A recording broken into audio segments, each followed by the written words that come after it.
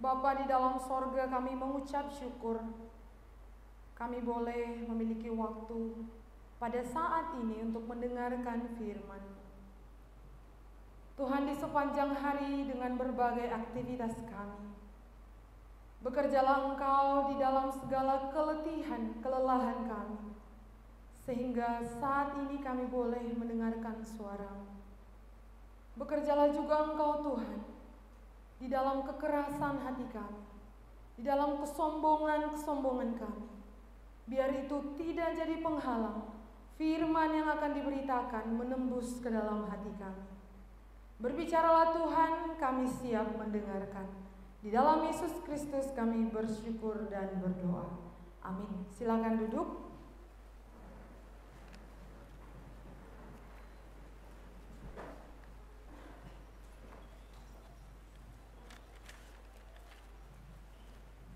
Selamat sore bagi kita semuanya. Bagaimana kabarnya teman-teman?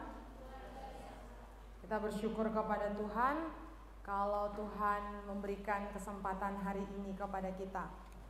Baik, saya tidak perlu lagi perkenalannya. Kalau tadi kesaksian pertobatan perkenalan, saya tidak perlu lagi perkenalan.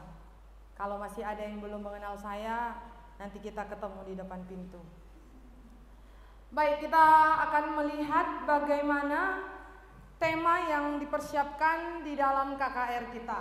Mari kita baca bersama-sama tema kita. 1, 2, 3, ya. Save or not. Baik, teman-teman sekalian, saya berpikir-pikir ketika tema ini diadakan. Biasanya kan Indonesia identik dengan singkat menyingkat. Jadi saya pikir-pikir cocoknya apa lah supaya keren ya gitu. Son. Save or not. Hanya di dalam kepastian Son of God. Iya. Diecek-ecek lah kreatif sedikit supaya agak menarik. Baik, teman-teman, mari kita lihat sebuah gambar. Sebenarnya di dalam persiapan ini bukan gambar, ini video singkat. Tetapi ternyata setelah disimpan, karena dalam bentuk yang terbatas, dia jadi hanya gambar. Gak apa-apa lah ya, yang mengerti pun yang terbatasnya. Baik, mana yang terang ya? Oke, siapa yang tanda gambar ini? Siapa yang bisa tahu gambar apa ini? Kelinci dan iyalah, kelinci dan wortel dan rumput dan angin. Iya, ada langit biru ya di situ ya. Jangan dilupakan, itu penanda estetiknya. Ya, bukan saya yang mencekrek foto ini, saya hanya ambil dari Google, saya pinjam untuk khotbah hari ini. Kenapa di dalam pendahuluan kita hari ini kita akan bahas tentang kelinci dan wortel. Tapi hati-hati teman-teman, nanti yang dibawa pulang bukan kelinci dan wortelnya. Ini hanya pengantar kita untuk mengerti save or not yang sudah dipikirkan untuk tema KKR kita. Jadi kelinci dan wortel ini sebenarnya sebuah cerita. Jadi ceritanya begini. Jadi teman-teman, ini wortel dan kelinci tuan yang berbeda. Jadi ada tuan yang punya kelinci, ada juga tuan yang punya wortel. Jadi mereka itu bertetangga. Tetangga kanan dia punya 3 ekor peliharaan kelinci. Tetangga sebelah kiri dia punya tanaman wortel. Nah, persoalan terjadi di antara tetangga ini. Wortel adalah makanan kesukaan kelinci. Sehingga tetangga yang sebelah kiri ketika menanam wortel ini selalu emosi. Dia selalu datang ke tetangganya. Tolong ya, kelincinya ini dikurung karena wortel saya dihabisi. Tetangga yang sebelah merasa kelinci bukan untuk dikurung.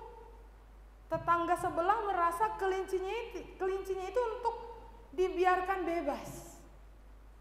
Teman-teman sekalian, tuan yang punya kelinci gak peduli dengan yang punya wortel. Tapi yang stres siapa? Yang punya wortel. Setiap sore dia datang, gak dihiraukan oleh pemilik kelinci. Lama-lama si pemilik wortel mikir, kalau begini terus saya bisa mati. Bukan karena usia, tapi karena wortel. Kan sepele, mati karena wortel. Akhirnya dia mikir, teman-teman, si pemilik wortel mulai mencari akal. Bagaimana caranya supaya kelinci itu tidak lagi masuk ke kebun wortel saya, ke tanaman wortel saya? Apa yang diperbuatnya? Pemilik tanaman wortel membuat pagar yang seaman mungkin, seketat mungkin supaya kelinci tidak masuk. Dan ternyata benar, ketika tanaman wortelnya sudah ditanami, dipagari teman-teman sekalian, kelincinya tidak lagi masuk ke dalam tanaman wortel, wortelnya tidak lagi dirusak oleh kelinci. Setelah ada pagar wortel ini, pemilik wortel gimana? Tenang. Yang pusing siapa? Pemilik kelinci, cari makan apa? Ya, teman-teman, cerita ini tidak berhenti di sini ya, ada maknanya. Kehidupan kita pun begitu. Kehidupan kita berada di dalam dua sisi, di mana dosa terus mengincar dan kita adalah makanan yang empuk. Kalau kita terus bertanya atau berkata, kenapa sih dosa datang? Kenapa sih dosa datang? Kita tidak akan pernah menemukan jalan keluar. Tetapi lewat kebenaran firman Tuhan mengajarkan supaya kita nggak berkutat di kenapa dosa datang, Tetapi firman Tuhan mengajarkan kita, kasih Kristus menjadi pagar hidup kita untuk mampu melawan dosa. Jadi ternyata ketika kehidupan kita sudah dipagari oleh kehadiran Kristus, pertanyaannya bukan lagi kenapa datang dosa. Justru kita akan bilang, silakan saja berkeliaran di sana karena itu tempatnya. Tapi karena sudah punya pagar yang aman dan yang tidak terguncangkan, kita akan berkata, I'm free. Itulah makna cerita kelinci dan wortel. Lalu setelah itu teman-teman, kita akan membaca apa kaitan ilustrasi ini, cerita ini kepada tema kita yang diambil dari Roma 5 ayat 8 dan 9. Mari kita baca bersama-sama. 1, 2, 3 ayat. Allah menunjukkan kasih-Nya kepada kita oleh karena Kristus telah mati untuk kita ketika kita masih berdosa. Lebih-lebih karena kita sekarang telah dibenarkan oleh darah-Nya, kita pasti akan diselamatkan dari murka Allah. Roma 5 adalah tulisan Rasul Paulus yang pada akhirnya merasakan kasih Allah di dalam Kristus. Teman-teman, di sebelum pasal 5 ini kita melihat pasal 4. Di dalam pasal 4 Paulus menceritakan bagaimana Abraham dibenarkan karena iman. Bagaimana kebenaran yang diterima Abraham bukan karena perbuatan, tetapi apa yang ternyata jadi di dalam hidup Abraham diperhitungkan sebagai kebenaran. Bagaimana iman Abraham? Abraham meninggalkan kelimpahan karena tidak ada Kristus di dalamnya. Abraham keluar dari kehidupannya, kelimpahannya, masuk ke dalam suatu kehidupan yang belum terlihat jelas di matanya, tapi dia punya iman. Itulah iman Abraham. Lalu perjalanan kehidupan iman Abraham kemudian diuji ketika Tuhan kasih Ishak. Tuhan minta lagi Ishak. Lalu di situ Abraham disebut sebagai bapa orang percaya. Jadi di dalam pasal 4, sebelum di pasal 5, Abraham meninggalkan kelimpahan karena tidak ada Tuhan. Kemudian ia memulai hidup baru dengan kehadiran Tuhan. Dan yang sangat menarik di sini, Abraham memulai hidup yang baru di tanah asing, yang bukan tanah kelahirannya. Dia menjadi orang asing, tapi dia menjadi umat Tuhan. Ini sisi-sisi yang kadang-kadang seperti bertolak belakang, tapi itulah kebenaran. Kemudian di pasal 5 ini kita melihat bagaimana Rasul Paulus menata bagian firman Tuhan dengan sangat indah. Dia menuliskan di pasal 5 ini bagaimana anugerah Tuhan turun ke dalam kehidupan manusia. Di pasal 5 kita baca di ayat 8, tapi sebelumnya di situ sudah dijelaskan bagaimana di ayat 1 ya, kita yang dibenarkan karena iman, kita hidup dalam damai sejahtera dengan Allah oleh karena Tuhan kita Yesus Kristus. Jadi di dalam kekristenan, di dalam iman Kristen, kepastian adalah hal yang sangat penting. Kepastian adalah hal yang sangat penting. Jadi di dalam iman Kristen, hal yang tidak bisa kita abai dan lalai adalah kepastian. Dan itu yang akan kita lihat hari ini. Maka tema kita save or not. Dalam bagian ini kita akan melihat 3 hal. Yang pertama, helpless. Mungkin kita bisa melihat ya, di dalam warta kita sudah ada. Yang pertama dikatakan di situ helpless, yang kedua God's grace, yang ketiga reconciliation.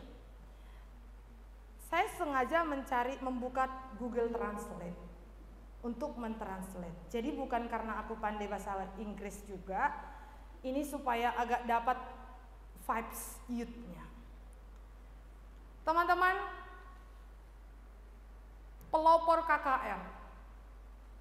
KKR pertama, kedua, ketiga mungkin tokoh yang asing bagi kita.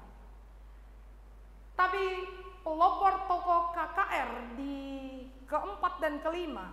Keempat itu di El Moody kalau pernah kita dengar. Yang kelima itu Billy Graham. Billy Graham pernah berkata di dalam KKR-nya, Youth for Christ. Jadi karena agak-agak belajar dari mereka, makanya poin kita pun agak-agak berbahasa Inggris sedikit-sedikit. Jadi nanti kita pulang kita bisa lihat 3 poin ini. Helpless, God's grace, dan reconciliation. Tapi kita pulang nanti jangan pulang nggak ngerti ya. Maka kita akan bahas satu-satu. Poin pertama, helpless. Nampak yang di belakang? Nampak ya? Walau agak-agak gelap. Yang pertama helpless, yang artinya tak berdaya. Tak berdaya ini kita bisa lihat di pasal 5 dimulai dari ayat 6 sampai ayat 10. Mari kita tandai Alkitab kita. Ayat 6, karena waktu kita masih lemah. Itu maksudnya helpless, lemah. Kristus telah mati untuk kita orang-orang durhaka. Orang durhaka pada waktu yang ditentukan oleh Allah. Ayat 7, 8, akan tetapi Allah menunjukkan kasih-Nya kepada kita oleh karena Kristus telah mati untuk kita ketika kita masih berdosa. Ayat 10, sebab jikalau kita ketika masih seteru diperdamaikan dengan Allah oleh kematian anaknya, lebih-lebih kita yang sekarang telah diperdamaikan pasti akan diselamatkan oleh hidupnya. Teman-teman, di dalam firman ini ada kondisi manusia yang sudah dimulai dan terjadi sejak Adam dan Hawa. Jadi helpless ini terjadi pertama sekali di Taman Eden ketika Adam dan Hawa jatuh ke dalam dosa. Helpless di sini dinyatakan lemah, durhaka, berdosa, dan bermusuhan. Dalam kondisi ini manusia pasif di hadapan Allah karena manusia tak berdaya. Tak berdaya karena apa? Karena natur keberdosaan dan ditambah dengan segala perbuatan yang kemudiannya kita hidupi satu persatu. Jadi tidak semata-mata salahnya di natur keberdosaan, karena ternyata natur keberdosaan itu kita hidupi sampai hidup kita sekarang. Maka di dalam bagian ini, akibat ketidakberdayaan yang terjadi di Taman Eden, firman Allah berkata, upah dosa ialah maut. Roma 6 ayat 23. Murka Allah telah dinyatakan dengan jelas bagi dunia. Dan manusia sangat pantas menerima murka itu, sebab upah dosa itu hanya karena upah yang dikerjakan oleh manusia itu sendiri. Jadi sebenarnya dari segi kondisi kita dan seluruh aspek di dalam hidup kita, kita adalah orang yang sangat pantas dimurkai oleh Allah. Maka seringkali pertanyaan yang kita mungkin pikir ini pertanyaan konyol, tapi seringkali yang konyol-konyol itu kenyal, penting. Mungkin kita pernah berpikir, orang-orang yang bertanya kepada diri kita, nanti kalau kita mati kita kemana? Sebagian orang berkata ini pertanyaan konyol. Kenapa? Kalau ditanya seluruh manusia di bumi ini, pasti nggak ada yang pengen masuk, nggak ada. Saya pernah tanya ini kepada teman saya, salah seorang teman saya, ini adalah teman dekat waktu SD. Setelah beriman, kami satu grup di gereja. Saya pernah tanya, Anu, nggak usah aku bilang namanya kan, Anu, kau nanti kalau mati, kau kemana? Dia natap saya. Lalu dia bilang, bodoh kali pertanyaanmu. Mana ada orang yang mau ke neraka? Ya ke surga lah. Gitu. Memang kesannya bodoh, kesannya konyol. Tetapi sesungguhnya yang terjadi kehidupan kita satu persatu adalah menghadap ini. Gak ada kita yang pantas, gak ada kita yang layak, gak ada kita yang mampu untuk keluar dari ketetapan Allah. Upah dosa ialah maut. Ini adalah satu firman Allah yang sudah dikatakan oleh Tuhan. Perkataan Tuhan, ya dan amin. Namun teman-teman, di dalam ketidakberdayaan kita ini, justru Allah datang, Allah turun dan menyatakan dirinya supaya apa? Supaya kita tidak merasa, wah, Tuhan Yesus kan benar kan? Dia mati karena memang aku pantas diselamatkan. Bukan untuk itu Tuhan Yesus mati. Tetapi dengan kehadiran Yesus mati, supaya semakin terbuka mata kita bahwa karena kita helpless, hanya karena Dia, maka mampu. Maka poin pertama yang perlu kita ingat, dalam kondisi manusia berdosa, dari natur keberdosaan sampai kepada kehidupan kita di dalam dosa, kita tak berdaya. Poin yang pertama, kita tak berdaya. Ini sudah terjadi dari sejak Adam. Di dalam bagian firman Tuhan pernah bilang, meskipun kita tidak melakukan dosa yang sama seperti Adam, tapi kita sudah menjadi orang berdosa. Dan upah dosa ialah maut. Ini satu ketetapan yang tidak bisa lagi dipungkiri. Poin yang kedua, God's grace. Seringkali manusia berpikir bahwa Allah tidak mengerti kehidupan mereka. Apakah Yesus harus punya anak dulu baru bisa mengerti keadaan orang tua? Apakah Yesus harus skripsian dulu supaya bisa mengerti bagaimana rasanya gak tidur karena skripsi? Mestikah Yesus harus mengalami kekerasan atas orang tua dulu baru dia merasakan apa yang kita rasakan? Seringkali kita berpikir, Allah gak ngerti, Yesus gak ngerti apa yang ku alami. Teman-teman, ini pola pikir yang salah. Allah sangat mengenal dan mengerti kehidupan kita. Karena Dia sangat mengenal dan mengerti kita lah, Dia bekerja sesuai dengan yang kita mampu.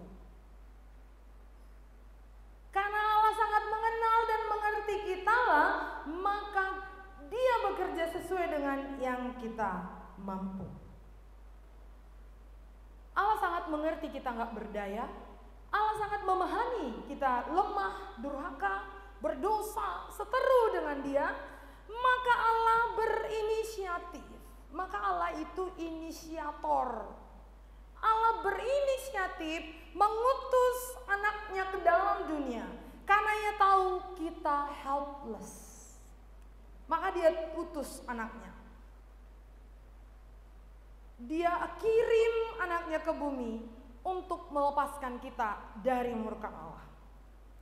Maka lewat God's grace ini, anugerah Allah, keadilan dan kasih-Nya dikerjakannya dengan sempurna. Keadilan ini ya, Allah di dalam keadilannya menjatuhkan murka-Nya sepuasnya kepada Kristus di atas kayu salib. Ini keadilan Allah. Yesus Kristus dengan kasih-Nya menerima murka itu dan taat sampai mati di atas kayu salib. Jadi di dalam God's grace, keadilan dan kasih Allah dikerjakan dengan sempurna. Jadi kalau kita masih bertanya-tanya, apakah Allah itu adil? Apakah Allah itu kasih? Kalau Dia adil, kalau Dia kasih, menyusul ya pertanyaan-pertanyaan. Inilah kebenaran Allah, God's grace. Ketika Dia dikirim oleh Allah, Allah menumpahkan murka kepada Yesus Kristus sepenuhnya, sepuasnya. Kemudian Yesus Kristus taat sampai mati. Oleh karena itu, murka Allah telah diselesaikan di dalam Kristus. Upah dosa yang sudah dinyatakan di dalam firman Tuhan bukan gagal. Ketika ada orang yang percaya berkata, aku bebas dari murka Allah, bukan berarti firman Allah itu gagal, tetapi murka Allah sudah dipuaskan di dalam Kristus. Maka setiap orang yang ada di dalam Kristus bebas dari murka Allah. Itulah God's grace. Sempurna. Tidak ada sebuah kepastian dimanapun kecuali di dalam Kristus Yesus. Kasih dan keadilannya telah dikerjakannya dengan sempurna. Koma. Teman-teman, sudah sempurna dikerjakannya tanpa kontribusi manusia. Allah mengerjakan sempurna sepenuhnya karya Dia. Maka ketika ada orang bebas dari murka Allah, tidak ada kontribusi siapapun kecuali sepenuhnya hanya anugerah Allah. Inilah yang menjadi poin kedua God's grace. Mungkin terlalu jahat atau mungkin terlalu sulit kita terima ketika firman Tuhan bilang, kamu adalah orang jahat, kamu bajingan, sangat buruk, sangat lemah dan sangat tidak layak dikasihi.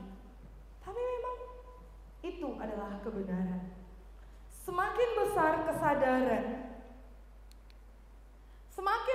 kesadaran akan besarnya dosa kita, semakin besar kesadaran akan kesenjangan antara aku dengan Allah. Dan semakin besarlah pemahaman kita tentang besarnya kasih Allah kepada kita. Saya ulangi. Semakin besar kesadaran kita akan besarnya dosa kita, semakinlah kita memahami bahwa kesenjangan antara aku dengan Allah itu sangat jauh, dan juga yang akhirnya membuat kita memahami bahwa Allah, kasih Allah itu sangat besar yang sudah dinyatakan kepadaku. Ada sebuah cerita. Teman-teman pernah dengar kisah Yesus bersama Simon dan seorang pelacur beserta cerita pengampunan di dalamnya.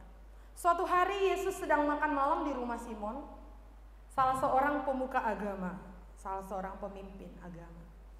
Simon ini menyukai Yesus. Perhatikan ya kisah ini. Simon ini menyukai Yesus, tetapi kemudian di dalam makan malam mereka, seorang pelacur datang.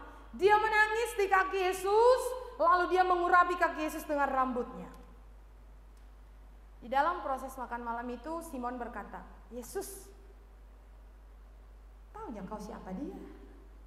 Pikir si Simon inilah Yesus, nggak tahu, pikirnya lah Yesus ini sangat udah naiklah kupingnya, dielus-elus kakinya kan. Yesus, tidakkah kamu tahu dia siapa? Dia adalah seorang pelacur. Simon bilang itu kepada Yesus. Mengapa kau biarkan dia melakukan itu? Teman-teman, Yesus menjawab Simon ini dengan sebuah perumpamaan. Simon, aku punya cerita untukmu. Jadi ceritanya ini cerita di dalam cerita.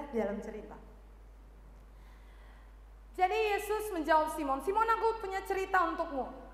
Kamu jawab. Ada 2 orang yang berutang kepada tuan yang sama. Seorang berutang 50 juta, seorang lagi berutang 5 juta. Keduanya tidak mampu membayar hutangnya. Lalu tuannya ini membebaskan kedua hutang ini. Tuannya membebaskan hutang kedua orang ini.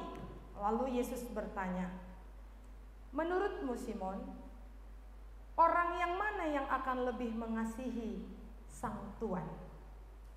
Menurut kita? Simon menjawab. Jadi kayaknya samanya pola pikir kita dengan Simon ya. Simon menjawab, kadang-kadang bego juga nih Yesus ini. Kan bisa jadi itu dalam hati si Simon. Kok itu aja ditanya? Ya yang 50 juta lah Yesus, kan gitu ya. Simon menjawab, yang paling mengasihi sang tuan adalah yang 50 juta, yang berutang 50 juta yang dihapuskan. Yesus bilang, jawabanmu benar. Lalu Yesus menambahi, mereka yang diampuni sedikit mengasihi sedikit. Mereka yang diampuni banyak mengasihi banyak. Itu maksud dari semakin besar kesadaran kita akan diri kita yang sangat berdosa di hadapan Tuhan, semakin besarlah kesadaran kita akan kesenjangan antara aku dengan Tuhan, dan semakin besarlah pemahaman kita tentang besarnya kasih Allah terhadapku. Semakin kita tahu dosaku ini sangat banyak dan mendapat pengampunan, semakinlah kita menyadari anugerah Allah begitu besar. Apakah kita mengerti maksud Yesus kepada Simon ini? Yesus mau bilang gini, Simon, kamu menyukaiku, tapi wanita ini mengasihiku. Sekali lagi, Yesus bilang, Simon, kamu menyukaiku, tapi wanita ini mengasihimu. Kau tahu kenapa? Karena menurutmu dosamu kecil. Kamu kira kamu baik. Tapi wanita ini tahu bahwa dosanya banyak. Dan karena itu, dia penuh dengan kasih. Karena pengampunan yang dia terima. Inilah God's grace. Simon, alasan kamu tidak mengasihiku dengan sangat adalah karena kamu tidak tahu betapa berdosanya kamu. Jadi ternyata semakin kita tahu kita ini orang yang paling berdosa, semakinlah akan besar cintaku, kasihku kepada Sang Kristus yang telah mengampuni dan membawaku bebas dari murka yang seharusnya bagianku. Inilah God's grace. Maka cerita Yesus kepada Simon ini berlaku bagi kita. Alasan kita nggak mengerti kasih Allah, alasan kita nggak menghidupi kasih Allah, alasan kita tidak tahu betapa tidak layaknya kita, karena kita masih merasa kita tidak berdosa dan kita masih sangat baik. Padahal firman Tuhan bilang, kamu berdosa.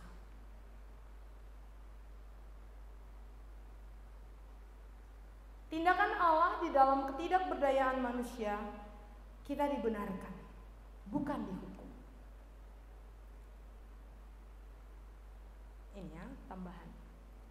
Alasan tidak mengasihi dengan sangat karena tidak tahu betapa berdosanya kita. Ini cerita tadi, kita akan lanjut. Jadi teman-teman, tindakan Allah di dalam ketidakberdayaan manusia bukan dihukum, bukan dibasmi, tapi kita dibenarkan hidup dalam damai sejahtera di dalam Allah melalui Kristus. Menerima kemuliaan Allah, diperdamaikan dan diselamatkan, diubahkan menjadi serupa dengan karakter Yesus. God's grace adalah Injil. Injil adalah Allah memberikan pemberian terbaik. Teman-teman, Roma 3 ayat 24 berkata apa? Penebusan secara cuma-cuma. Cuma-cuma bukan berarti gratis, murahan, tetapi begitu mahal, tapi sudah dibayar terlebih dahulu, maka kita peroleh gratis. Kita akan lihat itu di poin yang ketiga. Poin yang ketiga adalah reconciliation atau pemulihan hubungan. Hubungan kita dengan Allah sudah seteru dengan Dia. Hubungan kita dengan Allah sudah bermusuhan. Maka dengan kehadiran Kristus di kayu salib, maka memulihkan hubungan kita dari yang demikian menjadi demikian. Kita yang awalnya lemah dan durhaka dipulihkan sehingga kita punya kuasa menjadi anak-anak Allah. Kita yang awalnya berdosa di hadapan Allah kemudian dibenarkan oleh Kristus. Kita yang seteru bermusuhan, kita menjadi berdamai. Poin ketiga, reconciliation. Teman-teman, damai sejahtera sering kita sebutkan, sering kita ungkapkan, tapi damai sejahtera ini bukan sekedar perasaan atau suasana hati, oh aku damai, oh aku damai, bukan. Tetapi ada sebuah relasi yang dipulihkan sehingga kita bisa tenang dan merasa yakin bahwa Allah telah membebaskan aku dari murka Allah. Jadi perasaan damai ini, perasaan damai yang kita dapat ketika percaya kepada Kristus bukan sekedar perasaan dan suasana hati, tetapi sebuah relasi yang dipulihkan. Maka kita dapat berkata, pekerjaan Allah telah sempurna untuk membawaku mengerti persekutuan dengan Tuhan. Inilah rekonsiliasi antara manusia yang berdosa ketika Kristus sudah menyelesaikan di kayu salib menjadi seorang anak yang memiliki kehidupan di dalam damai sejahtera. Pemulihan hubungan ini akan memberikan sebuah kepastian kepada kita apakah kita sudah sesuai tema kita, saved or not. Karena tentu setelah mengalami dan mengerti, setelah mengerti helpless, mengerti God's grace, mengerti reconciliation, kita akan mendapatkan satu kepastian. Aku sudah diselamatkan. Atau aku belum diselamatkan. Atau aku tidak akan mungkin diselamatkan. Semua itu akan didukung oleh pengertian kita tentang ketiga poin yang sudah dibahas dari awal. Kepastian seperti ini tidak akan pernah bisa diberikan oleh dunia atau orang sekitar kita, melainkan hanya karena kebenaran Kristus di dalam firman-Nya. Tak satu pun dapat menyatakan kepastian di luar Kristus. Percayalah. Mau cari kemana? Mau cari ke pantai? Kepastian? Pantai pun Dia yang buat. Mau cari kemana? Ke gunung? Gunung pun Dia yang buat. Dia yang tahu kapan gunung itu akan runtuh. Dia yang tahu kapan akan pantai itu akan bergelombang besar. Dia yang tahu segala sesuatu tempat yang kita tuju. Mau kemana kita cari kepastian? Tidak ada di luar Dia. Maka hari ini kita KKR bisa kita bahas ya. KKR kita ini antara KKR Paskah dengan KKR kenaikan. Tapi karena baru Kamis lalu kita kenaikan, kita katakan ini KKR kenaikan. Apa itu proses kenaikan? Karena ini KKR kenaikan, kita harus mengerti tentang kenaikan. Ada di sini 4 titik, 1, 2, 3, 4. Kita akan belajar dari titik pertama. Jadi sebelum titik pertama ke sana, itulah zaman perjanjian lama. Karena perjanjian baru dimulai dengan kelahiran Yesus. Dari titik pertama ke sana, itulah tahun sebelum Masehi. Dari titik ini, inilah disebut tahun Masehi. Jadi kalau ada yang belum tahu kepanjangan SM, bukan sebatas sekolah minggu, tapi sebelum Masehi. Kalau nanti kita lihat di luar ada tahun M, itu maksudnya tahun Masehi yang sudah dihitung semenjak Yesus turun ke bumi. Itu ya teman-teman. Titik pertama ini kita akan melihat kelahirannya. Kelahiran Kristus, kedatangannya pertama di dalam palungan. Kita nggak akan bahas tentang Natal, karena nanti ada waktunya. Bulan 12 nggak terasa, kita akan persiapan rapat Natal. Lalu titik yang kedua, ini yang sudah baru bulan lalu kita sudah peringati, yaitu kematian dan kebangkitan.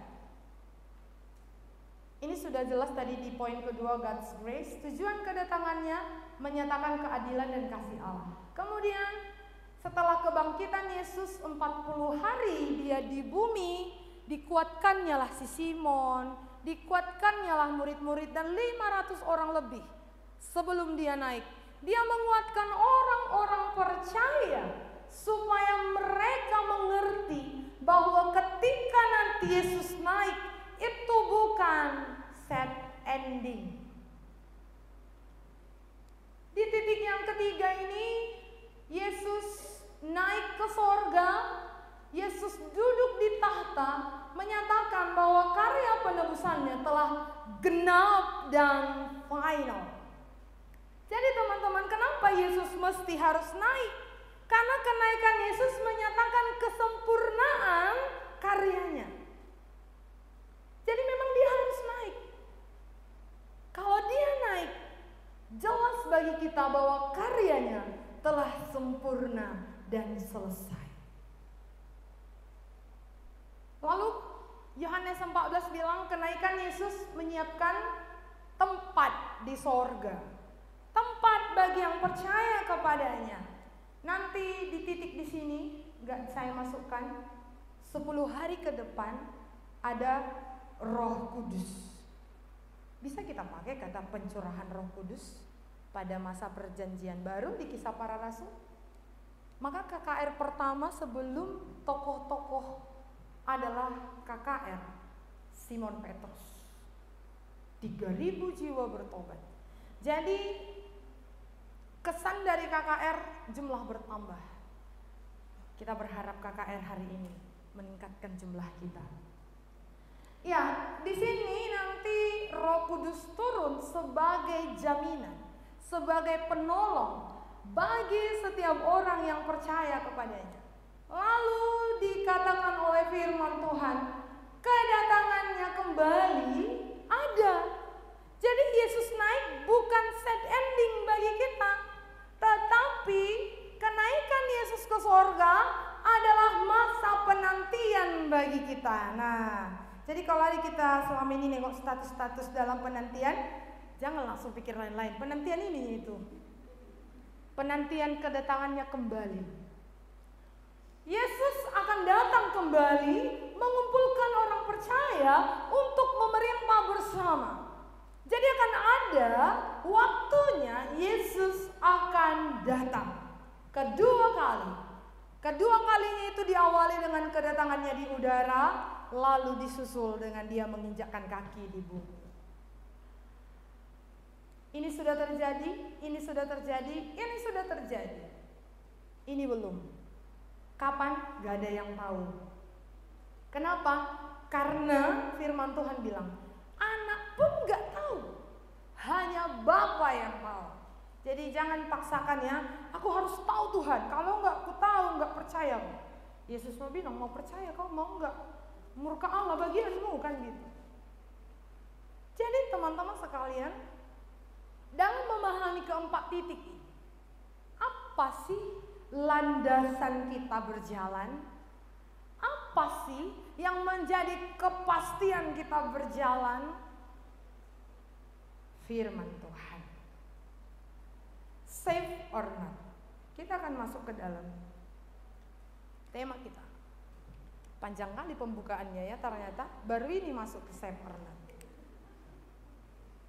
Bicara tentang save or not, ini bukan mudah-mudahan, ini bukan Tuhan yang tahu, tetapi ada kepastian selama kita hidup. Mari kita buka 1 Yohanes 5 ayat 13.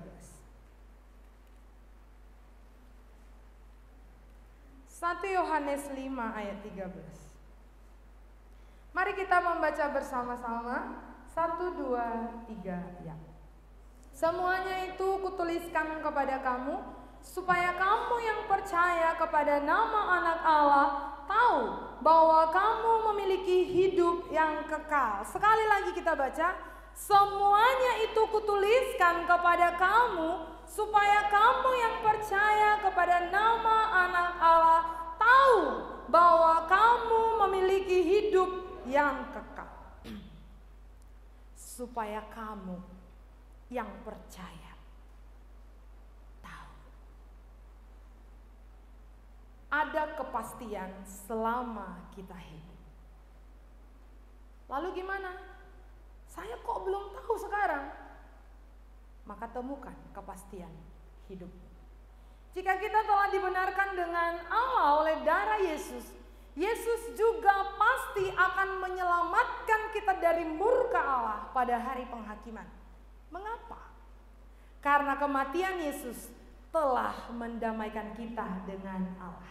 Jadi jaminan kita di hadapan Allah bukan saya, bukan aksi saya, bukan diri saya, tetapi yang menjamini aku dengan Tuhan ketika kehadiran Kristus itu di dalam hidupku.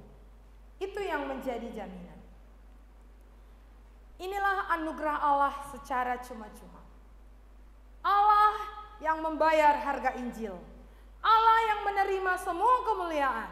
Dan Allah pemberian terutama dari Injil. John Piper pernah berkata, Allah membayar harga putranya untuk memberikan kita hadiah pribadinya. Hadiah pribadi Allah adalah keselamatan yang dinyatakan kepada manusia, dan untuk memperoleh keselamatan ini dia harus membayar dengan harga putranya. Maka semakin kita tahu harga yang cuma-cuma ini, semakin kita akan mengerti bahwa aku ini sungguh tidak layak. Bayangkan teman-teman, kita ini digantikan dengan harga putranya. Harga putra satu-satunya, the Son of God. Supaya kita yang sama sekali tidak layak ini memperoleh pembebasan, kepastian, keselamatan. Sukacita yang tidak terhancurkan yang ditawarkan Allah bagi kita, sukacita yang menjadi milik kita adalah saat kita menaruh iman kita di dalam Yesus Kristus. Maka perempuan pelacur yang datang ke hadapan Yesus, meskipun latar belakangnya sebagai pelacur, berbeda dengan Simon yang adalah pemimpin agama, tetapi pelacur itu menjadi orang yang paling berbahagia sepanjang hidup Yesus. Karena satu-satunya perempuan yang pada akhirnya menyentuh kaki Yesus, melakukan yang terbaik kepada Yesus, perempuan pelacur, bukan Simon. Simon pemimpin agama, perempuan itu pelacur, tapi yang menuangkan yang terbesar dari dirinya adalah perempuan pelacur. Dan dia menjadi orang yang paling berbahagia karena dia dituliskan di dalam kitab Injil-Injil, orang yang mengurapi Yesus. Kisah ini diperingati sebelum memasuki Yesus menaiki bukit Golgota. Teman-teman, ketika ketika kita merasa kita belum penting, kita belum perlu semua itu, upahnya bagi kita, sikap kita percaya atau tidak percaya, tidak mempengaruhi kebenaran firman Tuhan akan kepastian keselamatan. Kepastian tetap kepastian. Upah dosa maut, karunia Allah hidup. Ini kepastian. Setiap orang yang berdosa binasa di dalam murka, tapi setiap orang yang percaya kepada Kristus memperoleh pembebasan dari murka Allah. Kepastian yang tidak terhancurkan. Maka dari itu hari ini, sadarilah betapa besarnya dosa kita. Sadarilah betapa besarnya kebejatan kita. Sadarilah betapa tidak layaknya kita. Anugerah bukan membuat kita merasa pantas. Teman-teman, ketika kita yang sudah percaya ya, yang sudah menerima anugerah, jangan merasa betul kan akhirnya aku diselamatkan kan? Apa aku bilang? Gak mungkin aku binasa. Ini wujud dari kita merasa layak. Anugerah bukan membuat kita merasa layak, tapi anugerah itu membuat kita merasa semakin tunduk di bawah kaki Yesus. Tuhan, aku tidak layak. Tuhan, aku tidak pantas menerima ini, tapi Engkau berikan. Thank you Lord. Maka hiduplah seperti yang Tuhan mau. Maka tujuan anugerah, stop hidup dalam dosa, mulai hidup di dalam kebenaran. Itulah tujuan anugerah. Jadi kalau ada orang yang sudah merasa sudah menerima anugerah, semakin merasa pantas, semakin suka-suka melakukan dosa, ini adalah orang yang tidak mengerti anugerah. Hati-hati. Orang Farisi, orang yang merasa paling mengerti hukum Allah, tapi justru tidak hidup di dalam hukum Allah.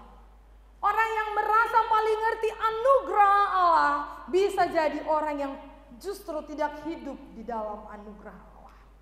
Maka di mana kita hidup? Saat ini di mana kita hidup? Ini yang menjadi pertanyaan di dalam hati kita. Sudahkah sukacita yang tidak terhancurkan ini menjadi sukacitaku? Sudahkah memang kepastian keselamatan ini sudah pasti bagiku? Maka teman-teman sekalian, tujuan KKR ini, sadarilah kemalangan kita di hadapan Tuhan. Sadarilah ketidaklayakan kita, karena sesungguhnya kita hanya makhluk yang tidak pantas. Setelah itu, jangan stop di situ ya, karena kalau di stop di situ kita bisa bunuh diri. Aku tidak layak, layaknya aku mati. Bukan itu tujuan Allah. Yang kedua, terima anugerah Allah di dalam Kristus dan hiduplah di dalam anugerah. Karena anugerah itu bukan untuk dibendung jadi satu kolam, tapi anugerah itu untuk dialirkan kepada setiap orang. Karena itulah tujuan Allah turun ke bumi, supaya seluruh makhluk di bumi memperoleh anugerah. Maka ketika Yesus naik ke sorga, Yesus sampaikan pesan kepada murid-murid apa? Jadi pergilah. Karena itu pergilah, jadikanlah semua bangsa muridku. Maka sebelum Yesus naik ke sorga, Yesus menyampaikan pesan kepada murid-murid supaya anugerah yang diperoleh murid-murid dialirkan sampai ke ujung bumi. Lalu Yesus bilang, ketahuilah, aku menyertai kamu sampai akhir zaman. Ini adalah firman Allah. Maka teman-teman sekalian, kita yang sudah menyadari kemalangan, kita yang sudah menghidupi anugerah, hari ini KKR, kebaktian kebangunan rohani. Jangan nanti pulang dari hari ini kita tidur. Kalau kita tidur berarti KKR hari ini tidak punya tujuan yang tepat. KKR hari ini membuat kita membuka mata, bangkit kerohanian. Karena tujuan Allah supaya anugerah itu dialirkan sampai ke ujung bumi. Apakah kita orang seperti Simon yang menyukai, atau seperti perempuan pelacur yang kemudian mengasihi Yesus? Tanya di dalam diri kita. Biar ibadah ini, KKR ini tidak sebatas ibadah berlalu begitu saja. Supaya malam minggu kita menjadi malam minggu yang ternyata hari ini menjadi harga termahal di dalam hidupku, karena hari ini anugerah Allah itu jadi di dalam diriku. Apakah saudara sudah diselamatkan dari murka Allah? Ini adalah kepastian. Apakah saudara sudah hidup di dalam anugerah yang sesungguhnya itu? Ini adalah kepastian. Demikian firman Tuhan yang bisa kita dengarkan dan renungkan hari ini. Biarlah firman itu menghantarkan kita mengerti kebenaran Allah. Mari kita berdoa.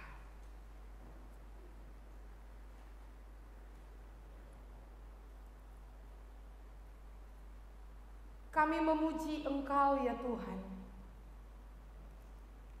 karena ternyata Engkau tidak pernah diam, meski kami terus menyuruh Engkau diam. Karena ternyata Engkau tidak pernah berhenti menggerakkan hati kami, walau sering kali kami katakan, stop Tuhan. Ternyata Kau Tuhan yang tidak pernah mengizinkan kami untuk hidup di dalam kegelapan, meski terkadang kami yang mau meneroboskan, mencemplungkan diri kami ke dalam kegelapan yang amat dalam. Sungguh Engkau mengasihi kami ya Tuhan. Kembali hari ini firman-Mu diperdengarkan ke telinga kami. Kembali firman-Mu boleh diperdengarkan sehingga pikiran dan perasaan kami boleh mengerti kebenaran-Mu.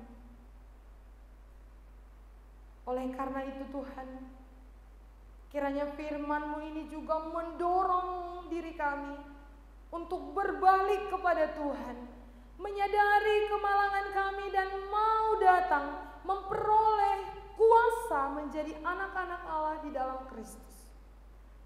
Bagi kami yang masih terus mengeraskan hati kami Tuhan, hancurkan kesombongan kami, hancurkan kekerasan hati kami, hancurkan diri kami yang merasa kami hebat. Karena sesungguhnya ketika Engkau akan menghancurkan kami, disitulah kami akan berseru, Engkaulah Tuhan, Engkaulah satu-satunya Allah, pemilik dan penguasa hidup kami. Bekerjalah Engkau Tuhan di tengah-tengah kami. Para kaum muda yang ada di tempat ini, banyak pekerjaan-pekerjaan Tuhan yang menanti kami di luar sana. Oleh karena itu Tuhan, bangunkan kami, bangkitkan kami, supaya kami tidak hidup di dalam kesia-siaan, tapi masa muda kami menjadi masa yang berarti dan menjadi kemuliaan bagi nama Tuhan. Hamba-Mu berhenti berbicara, tapi Roh Kudus akan terus bekerja lewat firman yang sudah diberitakan. Termulialah Engkau ya Allah. Di dalam Kristus Yesus kami bersyukur dan berdoa. Amin.